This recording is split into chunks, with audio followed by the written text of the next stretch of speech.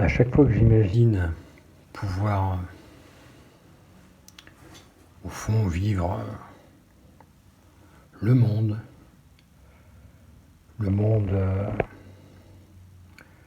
comme ça de l'extérieur qui m'est offert, alors j'ai envie de me débarrasser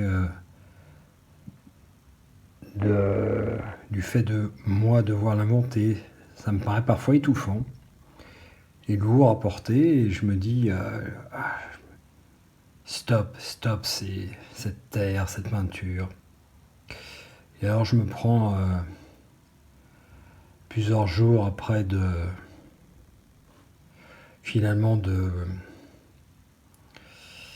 après une espèce de pseudo-euphorie où je peux imaginer, voilà, je vais me libérer, je me prends une superbe angoisse, un jour, 2 jours, 3 jours, et jusqu'au moment où faire, faire remettre quelques petites pierres pour fabriquer mon monde me paraît une bénédiction. Et puis voilà, visage, surtout en ce moment. Bon, le personnage qui était en train de se dresser, que j'ai fait, est devenu ça. Je lui ai coupé la tête, j'ai creusé à l'intérieur. En fait, c'est toujours pareil. Si j'ai un personnage en face de moi, en volume, moi je le regarde, lui il me regarde, on est dans le monde. Il est une chose, moi je suis un être humain, ça me va pas du tout. Il faut creuser, parce que moi je veux une peau pour m'y mettre. Il y a toujours cette notion. Dans la peinture, c'est pareil. Alors, eux, ces personnages qui sont potentiellement des gens que je connais très bien, des invités, des gens très proches, ou un double de moi-même, allez savoir. Et je vais c'est toujours pareil, hein, je vais les chercher enfouis quelque part dans un temps, donc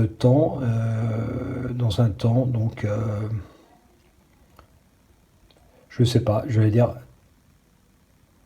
passé, très lointain, plutôt ça que dans un futur. Je vois pas comme ça, pas un futur, mais dans un passé, et puis alors je leur avec mes mains, parce que je vois quand je les quand je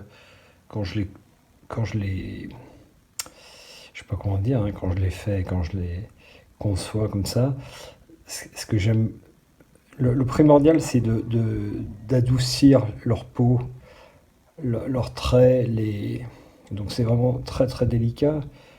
Et en fait, s'occuper bien d'eux, parce que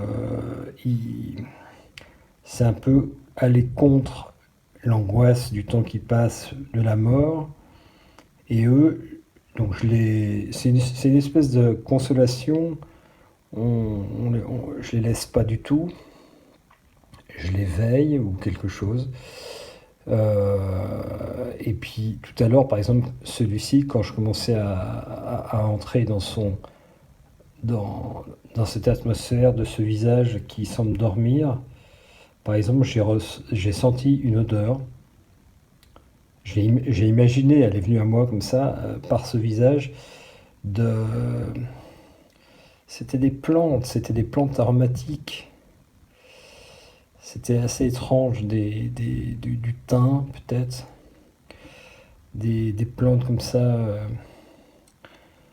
Il y a l'histoire, bon, ça rappelle un peu un embaumé, bon, comme le faisaient hein, les Égyptiens, mais moi c'est en leur donnant en les touchant, le courant passe, ma chaleur, et ça les habite après. Bon, mais ils existent, ils ont existé vraiment, ça c'est sûr. À un moment donné, quand je le cherche, voilà, il apparaît, je sens que lui, il a existé. Et parfois, ça marche pas. Parfois, je me passe complètement à côté. Ouais.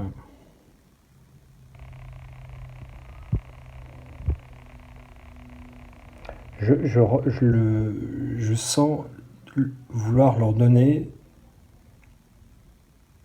Ils sont, eux, dans un espace très, très, très, très de recueillement, très silencieux, très un peu sombre, mais c'est-à-dire ombragé. Et moi, je leur infuse euh, des rayons solaires. Et peut-être que c'est pour ça que l'odeur de parfum s'est dégagée à un moment donné, parce qu'ils ont été un peu rayonnés et un peu chauffés.